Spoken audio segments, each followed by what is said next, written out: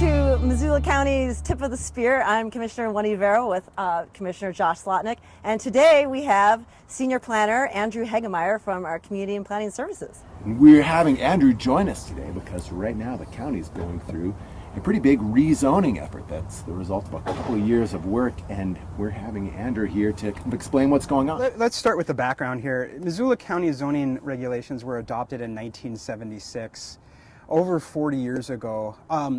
Zoning is supposed to be an implementation of our community's vision, what we want to see our community become. 40 years ago, our vision was much different than it was today. I would say that our regulations today, that are in place today, are a reflection of a vision from 1976. We have a lot of different issues and opportunities that we're facing today in our community than we were 40 years ago, and we need our regulations to reflect that. And so we're updating the Missoula County zoning regulations, which affect an area roughly from Bonner out west to the Y, the Rattlesnake Wilderness down to Miller Creek. So this isn't a change for all of Missoula County, but it's really what we call the Missoula Valley, or sometimes people refer to it as the Missoula urban area, although a lot of it's not urban at all. This zoning effort does not affect the city of Missoula. Jurisdictionally, we both have our own zoning. And this is the result of 6-7 years of work that's been in place since 2016 with yes. the comprehensive master plan. So in 2016, we adopted a growth policy for all of Missoula County, and that said we needed to get our act together in terms of land use management. We had not done a ton of land use planning in the county up until that point, proactive planning, and so what it called for was to break the county up into sections based off of a number of factors. And obviously the Missoula area, this area that we're talking about that the zoning regulations will affect, that's 80%. 8 out of every 10 people that move to Missoula County end up in that area. Wow, that's amazing. Yeah, so that's where the vast majority of our growth is. So it's really where we're having to do the most management in terms of land use, and so that's why we're focusing on this area. That strategy was set up in the growth policy.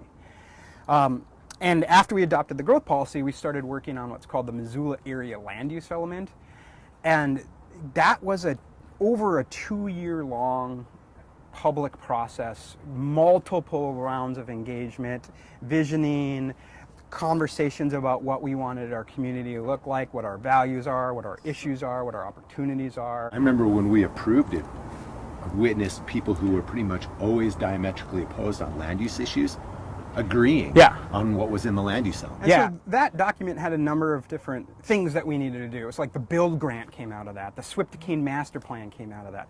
One of the main things that came out of it was we need to update our zoning regs.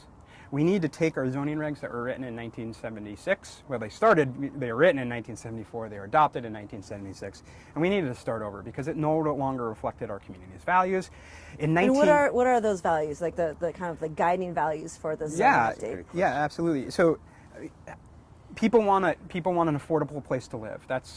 Was very strongly stated as we went through our process in the Missoula Area Land Use Element.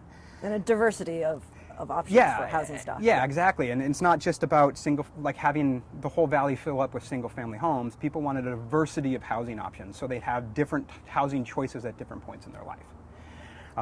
College kids don't need a 3,000 square foot house. Retirees also don't necessarily need or want a 3,000 square foot house. So we need a lot of options in our housing. Thinking about what people need, for a lot of folks in Missoula County, housing is a crucial issue. Yeah. They're seeing this as kind of the economic and cultural issue of our time. And simultaneously, people who have chosen to live here and now struggling to find housing chose to be here in part because of the wonderful access to public land, public water, generally natural resources that we have at our disposal. How do we blend resource protection with creating new housing? An elegant zoning code. Yeah.